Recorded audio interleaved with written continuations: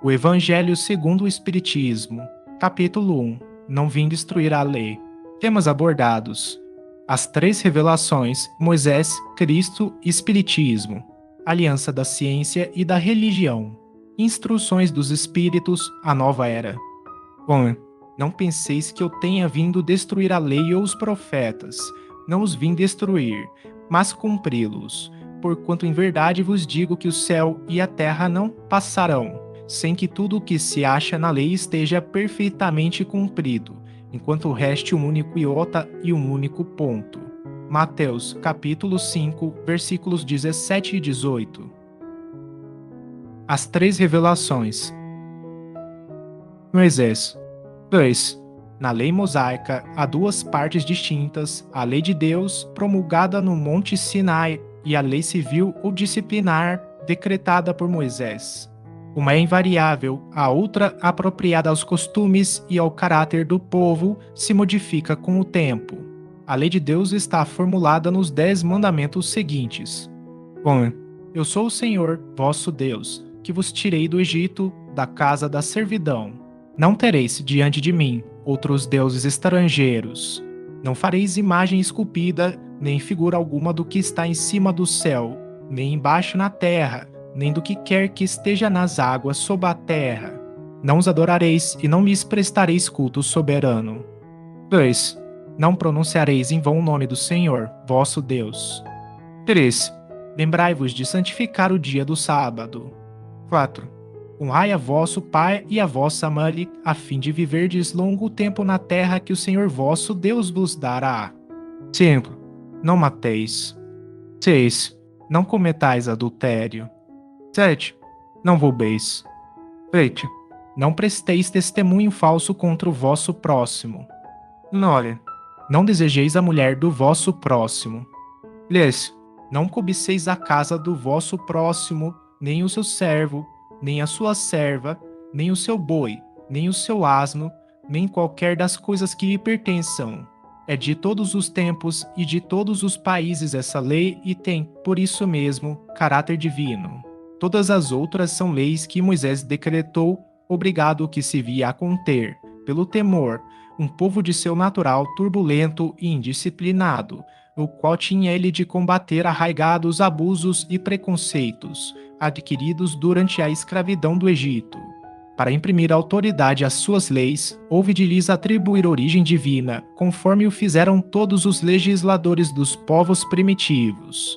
A autoridade do homem precisava apoiar-se na autoridade de Deus, mas só a ideia de um Deus terrível podia impressionar criaturas ignorantes, nas quais ainda pouco desenvolvidos se encontravam o senso moral e o sentimento de uma justiça reta.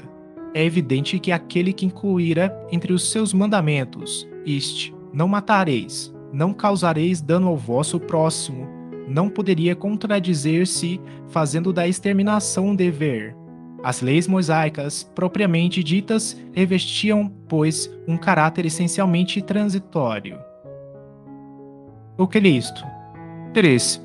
Jesus não veio destruir a lei, isto é, a lei de Deus. Veio cumpri-la, isto é, desenvolvê-la, dar-lhe o verdadeiro sentido e adaptá-la ao grau de adiantamento dos homens.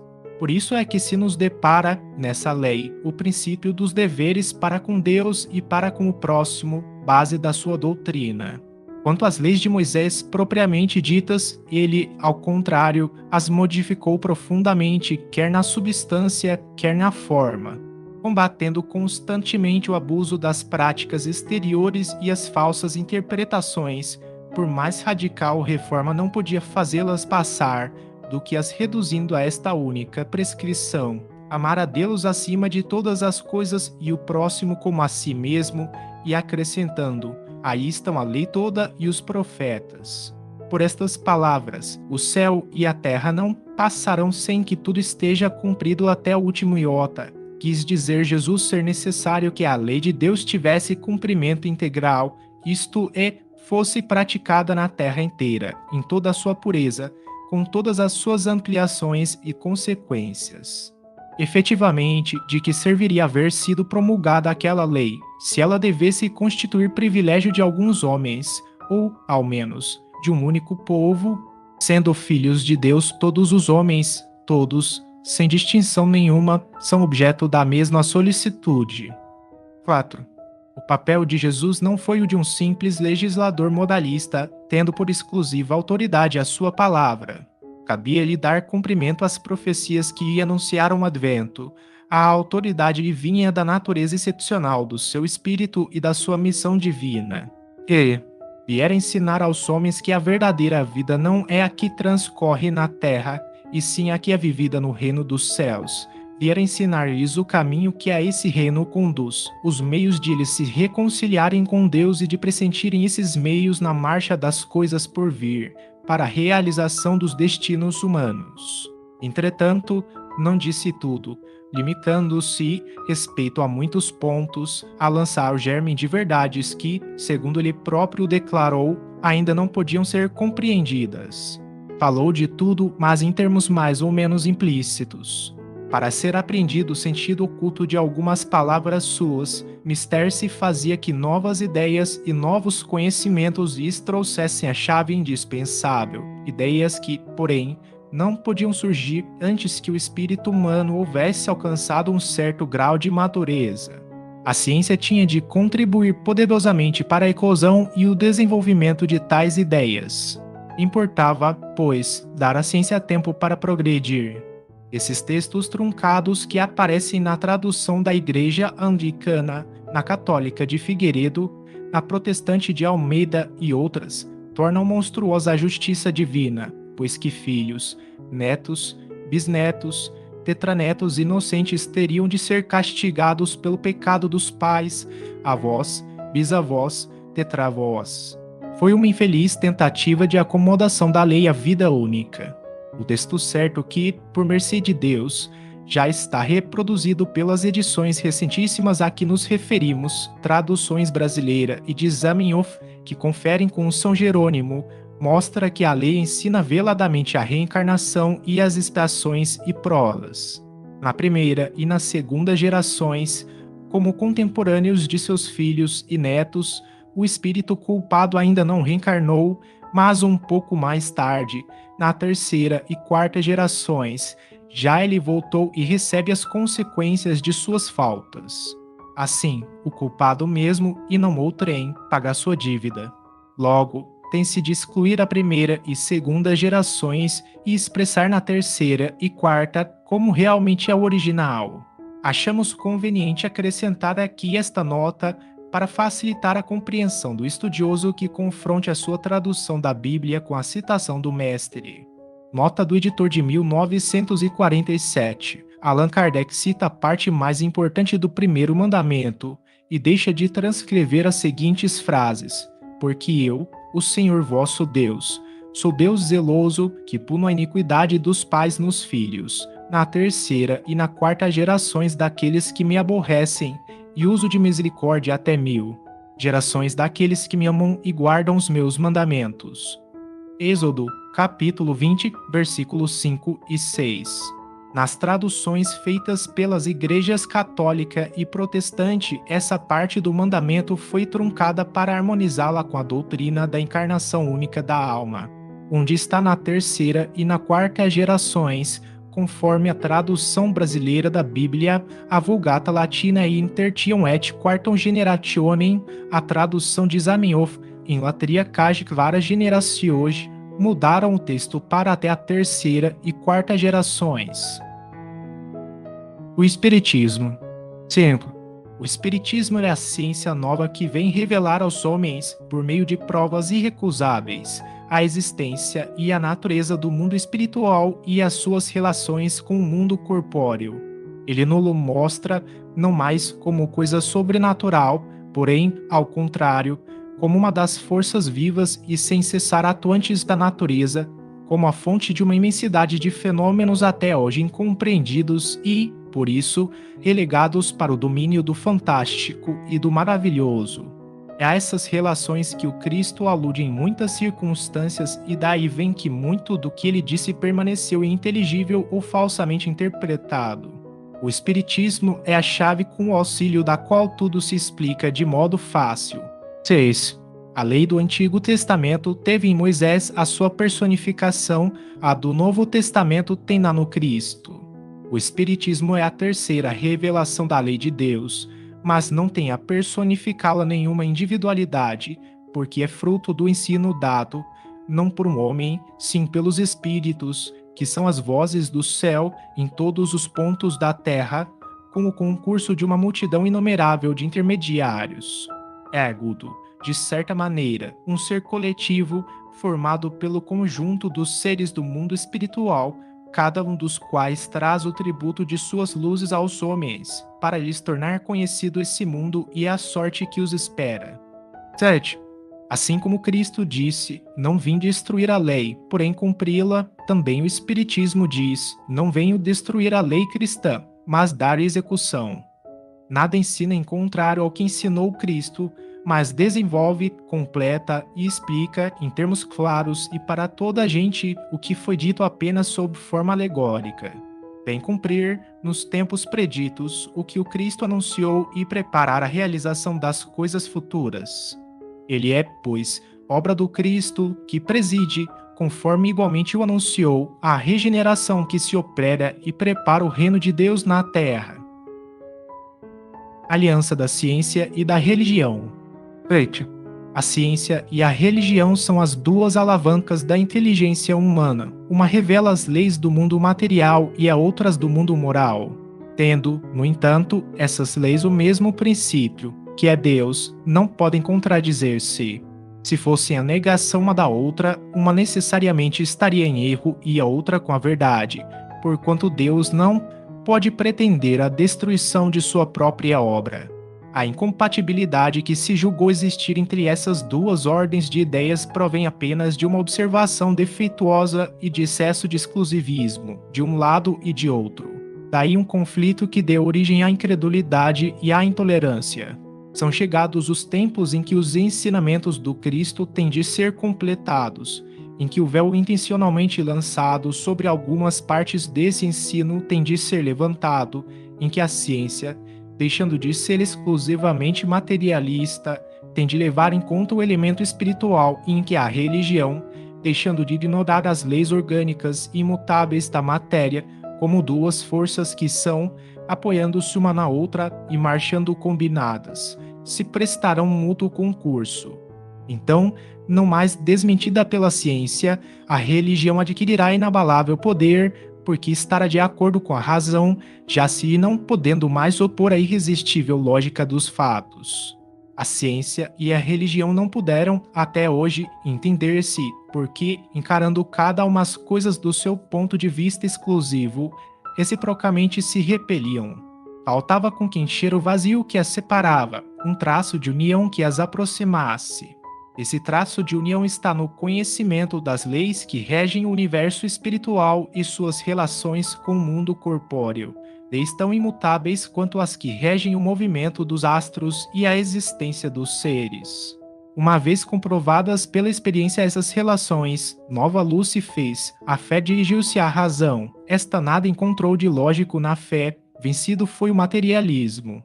Mas nisso, como em tudo, há pessoas que ficam atrás até serem arrastadas pelo movimento geral, que as esmaga, se tentam resistir-lhe em vez de o acompanharem. É toda uma revolução que neste momento se opera e trabalha os espíritos. Após uma elaboração que durou mais de 18 séculos, chega ela à sua plena realização e vai marcar uma nova era na vida da humanidade.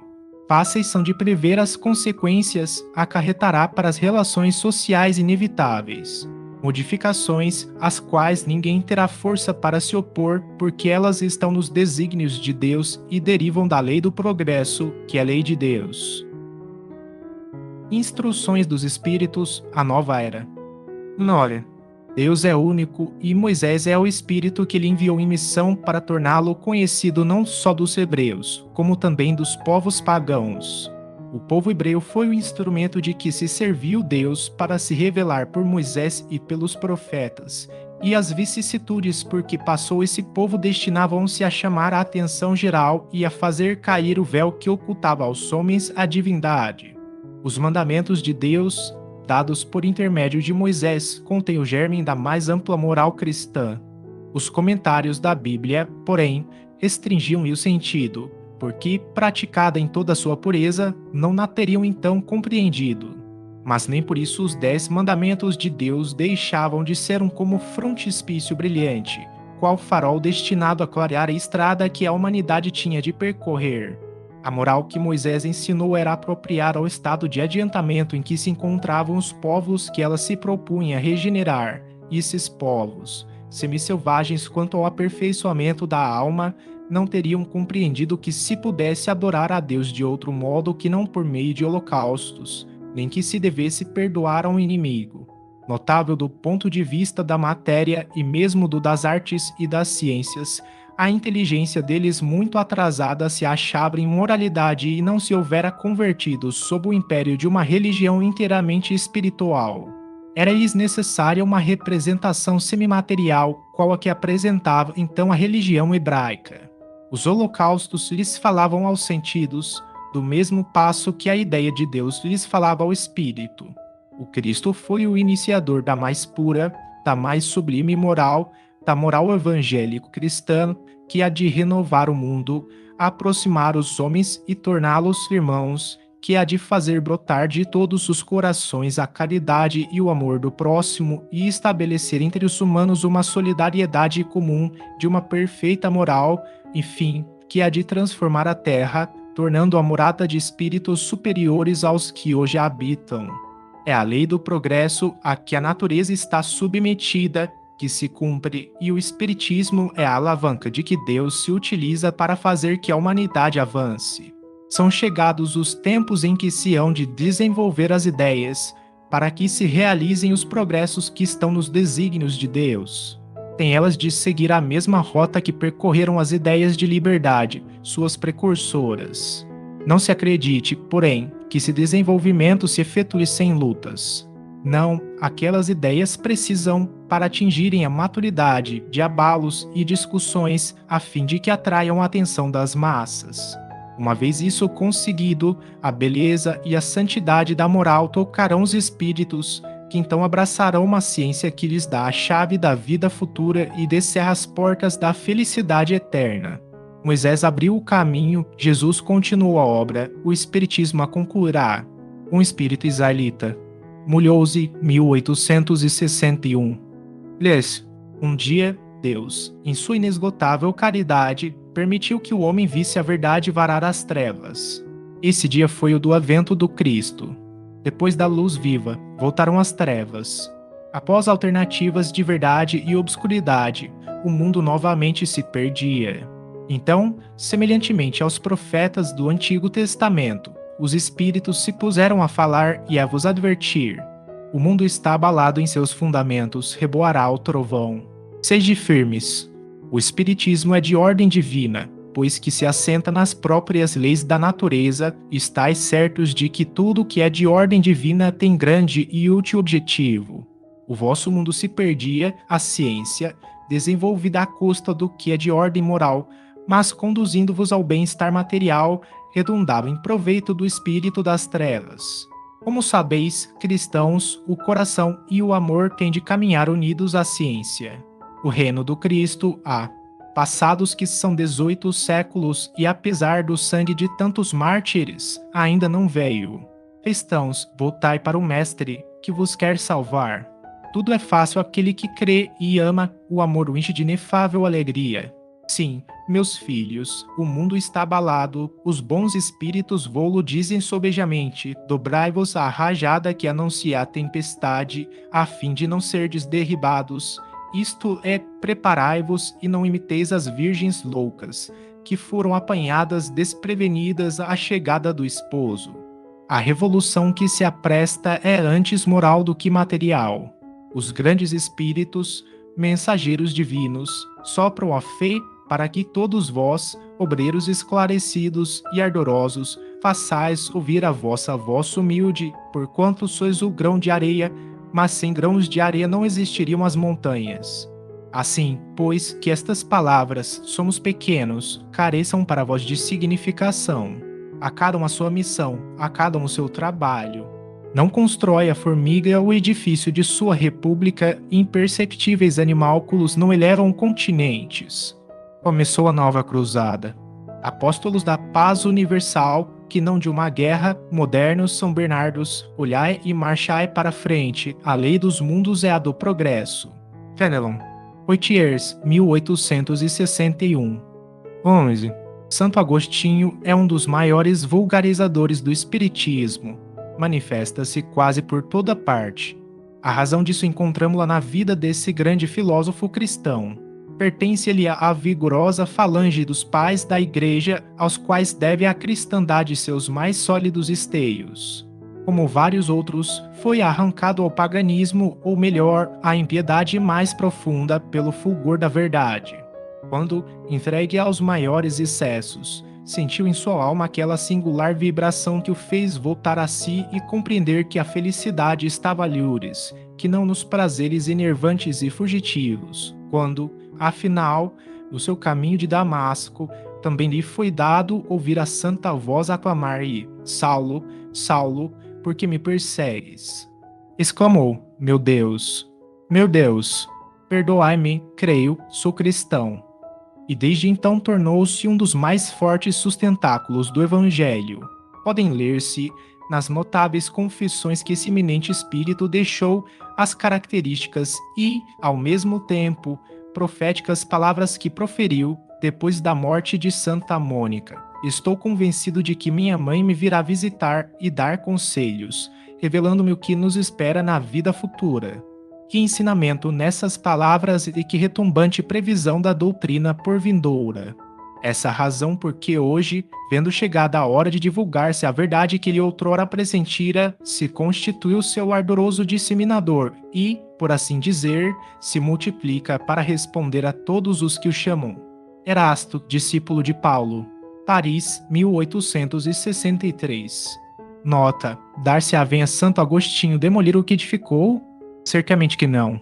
Como tantos outros, ele vê com os olhos do espírito que não via como homem. Liberta, sua alma entrevê claridades novas, compreende o que antes não compreendia. Novas ideias lhe revelaram o sentido verdadeiro de algumas sentenças. Na terra, apreciava as coisas de acordo com os conhecimentos que possuía, desde que, porém, uma nova luz lhe brilhou, pôde apreciá-las mais judiciosamente. Assim é que teve de abandonar a crença que alimentara nos espíritos íncubos e súcubos e o anátema que lançara contra a teoria dos antípodas. Agora que o cristianismo se lhe mostra em toda a pureza, pode ele, sobre alguns pontos, pensar de modo diverso do que pensava quando vivo, sem deixar de ser um apóstolo cristão. Pode, sem renegar a sua fé, constituir-se disseminador do espiritismo, porque vê cumprir-se o que fora predito. Proclamando-o na atualidade, outra coisa não faz senão conduzir-nos a uma interpretação mais acertada e lógica dos textos. O mesmo ocorre com outros espíritos que se encontram em posição análoga.